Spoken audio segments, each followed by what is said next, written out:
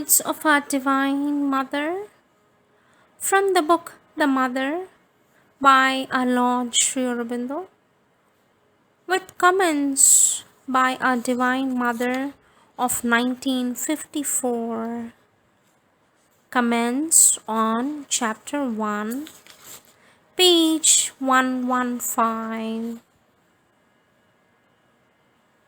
A few days before this class, Divine Mother told the children that she would proceed differently with the new book they were to study, Sri Aurobindo's The Mother.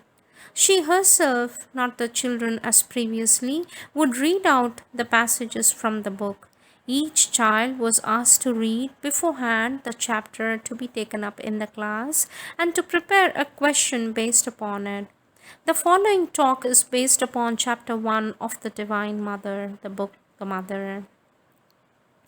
Question: Sweet Mother, it is written here, a submission of the inner warrior who fights against obscurity and falsehood. The complete sentence is: a glad and strong and helpful submission is demanded to the working of the divine force, the obedience of the illumined disciple of the truth, the inner warrior who fights against obscurity and falsehood of the faithful servant of the divine. Who is this inner warrior, Mother? For this, our Divine Mother says it is the vital being when it is converted. The vital, turned completely to the divine, it is like a warrior. It has even the appearance of a warrior. The vital is the place of power, and it is this power which impels it to fight, which can fight and conquer, and of all things that is most difficult, and for precisely these very qualities of fighting which create in the vital the sense of revolt, independence, the will to carry out its own will. But if the vital understands and is converted, if it is truly surrendered to the divine will, then these fighting capacities are turned against the anti-divine forces, against all the darkness which prevents their transformation, and they are all powerful and conquer the adversaries. The anti-divine forces are in the vital world. From there, naturally, they have spread out into the physical. But their true seat is in the vital world, and it is converted vital force which has the true power to vanquish them. But of all things, this conversion is the most difficult. Question: what are subterfuges? Mother says, subterfuges, they are tricks. You know what a trick is? Yes. Well, subterfuges are ways of deceiving, means employed to deceive. One hides what one wants to do under other appearances in order to deceive. These are subterfuges. Next, what is irrevocable transformation, Divine Mother? For this, our sweet mother says, irrevocable means a transformation on which one cannot go back, whose achieved or which is achieved once and for all. Next question.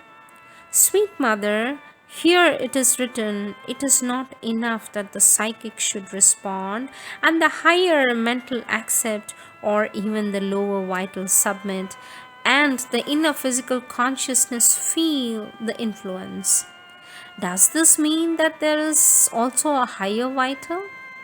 For this, our mother says, yes, the higher vital is usually much less difficult to surrender, for it is under the influence of the mind and at times even of the psychic. So it understands more easily. It is much easier to convert this than the lower vital, which is essentially the vital of desires and impulses.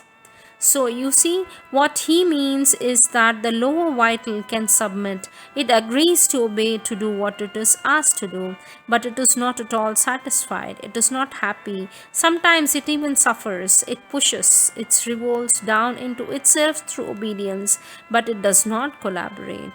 And unless the vital collaborates with joy, true love, nothing can be done. The transformation cannot come.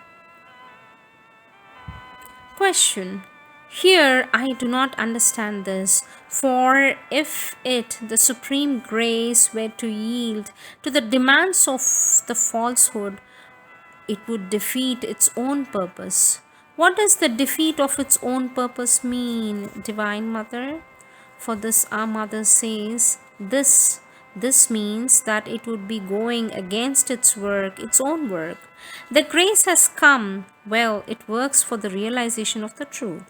If it accepts the conditions laid upon it by the falsehood, it can no longer do anything. Of this, I could give you countless examples of people who insist that things should happen in a particular way as far as they are concerned. They implore, at times even demand, that this thing should be like this or like that. And what they ask for is absolutely contrary to the truth. And if the grace obeyed their demand, it would go against its own purpose and defeat its own purpose. That is, it would go against its own work and aim. It comes here to realize the truth. If it obeys the falsehood, it turns its back on truth. And people, you see, very often put the cart before the horse, most often through ignorance and stupidity. But sometimes it is also through bad will that they insist on having their conditions fulfilled, that they go in a kind of bargaining in exchange for their surrender, and they do it. Yes, many do it unconsciously. I said through ignorance and stupidity.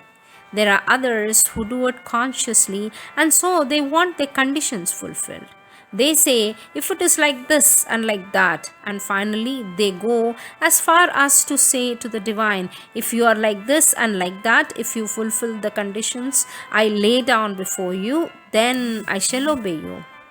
They don't put it in this way because that would be too ridiculous, but they almost constantly do it. You see, they say, oh, the divine is like this, the divine does this, the divine must respond like this, and they continue in this way. And they are not aware that they are quite simply imposing their conceptions and also their desires on what the divine ought to be and ought to do. And so, when the divine does not do what they want or does not fulfill the conditions, they day and say, you are not the divine. Laughter. It is very simple. You do not fulfill the conditions I lay down, so you are not the divine. But they do it constantly. So naturally, if to please people, the divine grace were to submit to their demands, it would be entirely working against its own purpose and would destroy its own work. To another child. Now, do you have a question? This is mother's question. Do you have any question? Then the child laughs. It is not my turn. Then mother says, oh, very convenient. Mother laughs. So now, whose turn is it yours? Your question? We will continue tomorrow. Thank you.